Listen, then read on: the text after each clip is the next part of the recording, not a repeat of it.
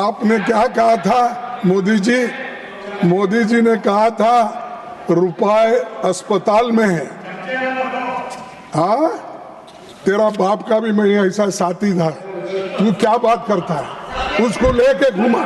चुप चुप चुप चुप चुप।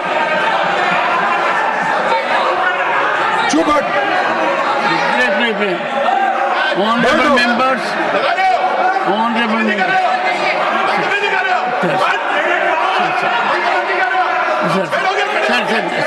सर, एक सेकंड। हाँ, मैं जानता हूँ इन लोगों, हमारे कम्युनिस्ट के साथी शुरू से ऐसे हैं। ये ज़्यादा उत्तेजित हो जाते हैं क्योंकि बहुत कम रह गए हैं। अगली बार इनकी विदाई इनकी भी हो जाएगी, केरला से भी विदाई हो जाएगी और जगह से तो हो ही गई है, इसलिए ज़्यादा कूद रहे हैं। ये मैं दिल्ली के बारे में कह रहा था। सड़कें एनडीएमसी एरिया की सड़कें नहीं खराब है, दिल्ली की सड़कें जो खराब हैं आप जाके देखिए, कहीं भी बाहरी दिल्ली में जाके देखिए, चलने लायक नहीं सड़क है। शिविर का क्या हाल है आप जाके देखिए, क्या हाल है वहां पर, कैसे लोग किस स्थिति में रह रहे हैं। और यहां पर ये कहा जा रहा है कि मुझे 5 साल और दे दो। आदमी खुद कह रहा है 2020 में हमने सुना था कि उन्होंने बोला कि मुझे 5 साल दो, मैं यमुना को साफ कर दूंगा। यमुना तो सबके लिए भैया, यहां से बंगाल जाती है प्रयागराज तक। वहां पर बोला उन्होंने कि 5 साल दो, मैं यमुना साफ कर दूंगा, आप लोग उसके पानी पी सकेंगे। 5 साल बाद वो बोल रहे हैं कि 5 साल और दो मुझे, सफाई के लिए कि बस ये काम कर नहीं पाया। जो व्यक्ति खुद अपना स्वीकार कर रहा है उसको क्यों देंगे? इस प्रदेश के लोगों ने ये मन बना लिया है क्योंकि वो जानते हैं दिल्ली का अगर विकास नहीं होगा तो ये हम लोग के लिए शर्म की बात नहीं है, ये पूरे सदन और पूरे देश की शर्म की बात है। दिल्ली इस देश की राजधानी है, ये इसको पूरे विश्व के लोग आते हैं देखते हैं।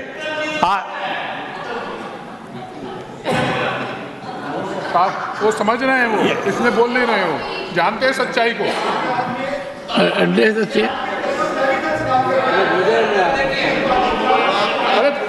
मित्तल जी दूसरों के कहने से नहीं बोलते कभी। मैं यही बात कह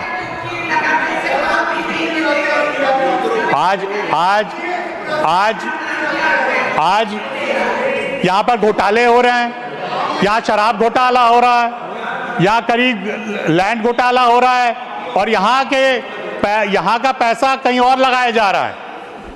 आज सारे लोग या जेल में या जेल पे बेल के में बाहर हैं जेल से। वो सरकार कह रही है हमें 5 साल और दीजिए, ऐसा कैसे हो सकता है? मैं यही कहना चाहता हूं। मैं पता नहीं क्यों उत्तेजित हो रहे हैं दिल्ली की बात सुनकर हमारे साथी। मैं तो अभी इसके बाद बिहार और पूर्वांचल पे आना चाहता हूं।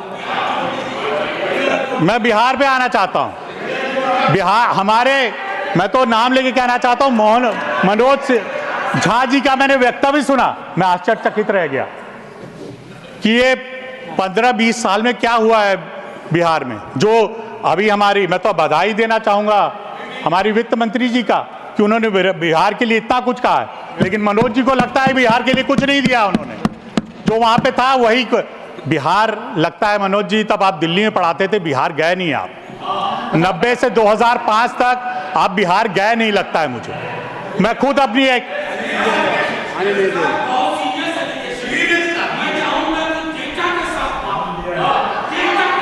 मैं बिल्कुल डेटा के साथ आप बात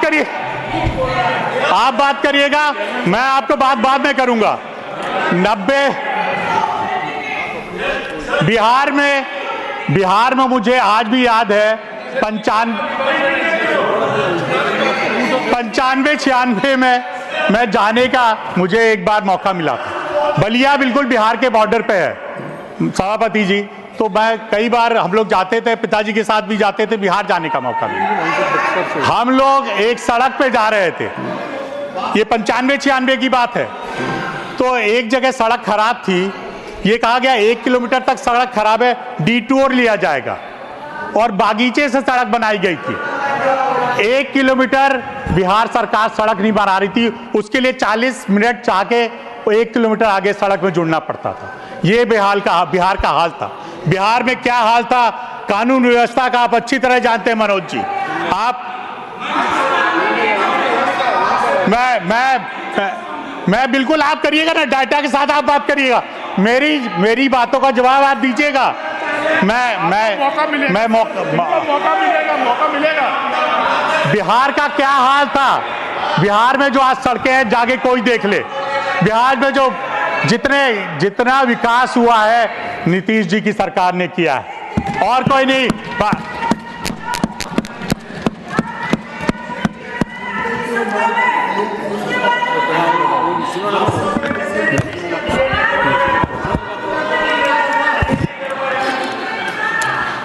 ये बात सही है,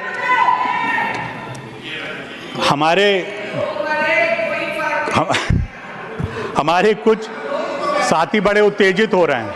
हो सकता है कुछ लोगों का विकास हुआ हो, कुछ परिवारों का विकास हुआ हो, लेकिन बिहार की जनता का विकास नहीं हो पाया। मैं भी सिर्फ बिहार की बात नहीं कर रहा हूं, मैं पूर्वांचल की बात कर रहा हूं, जिनके लिए बड़े लुभावने भाषण आज दिल्ली में दिए जा रहे हैं पूर्वांचली लोगों के लिए, हम भी उसके आते हैं।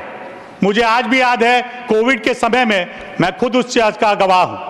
यहां से कहा जा रहा था पूर्वांचली को वापस भेजो, यहां पर कोविड वो बढ़ा रहे हैं दिल्ली में। आज आपको उनका वोट चाहिए तो आप उनके लिए खड़े हैं। आज जब उनको उत्तर प्रदेश और बिहार के लोगों को यहां से भेजा जा रहा था तब आप लोगों ने कुछ नहीं उसके ऊपर कहा, लेकिन ये आज घड़ियाली आज मैं यही कह रहा हूं, आज घड़ियाली आंसू बहाए जा रहे हैं कि आप कह रहे हैं क्योंकि हम उनके लिए काम करेंगे। आज जो पूर्वांचली यहां रह रहे हैं, किस पीड़ा में रह रहे हैं, ये सरकार जो वहां पर उपस्थित है अभी दिल्ली में, उनको पीड़ित करती है हमेशा। और जब वोट लेना होता है, आप हमारे भाई हैं, आप हमारे साथ रहिए, हम आपकी मदद करेंगे।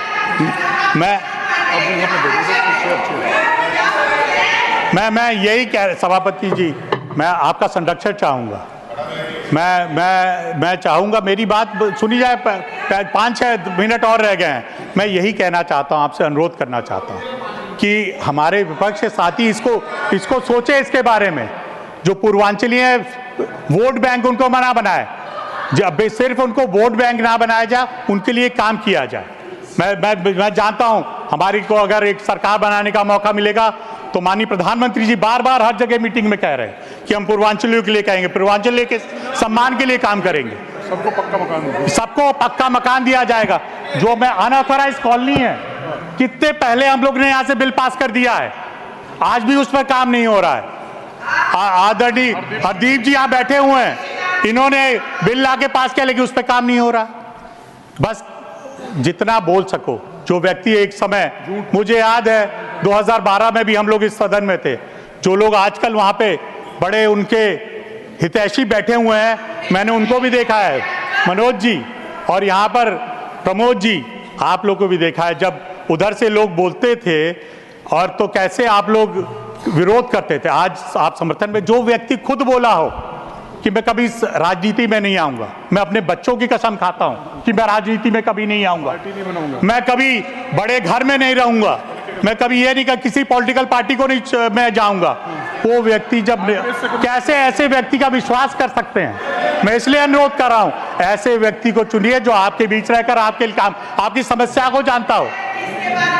ये शीश महल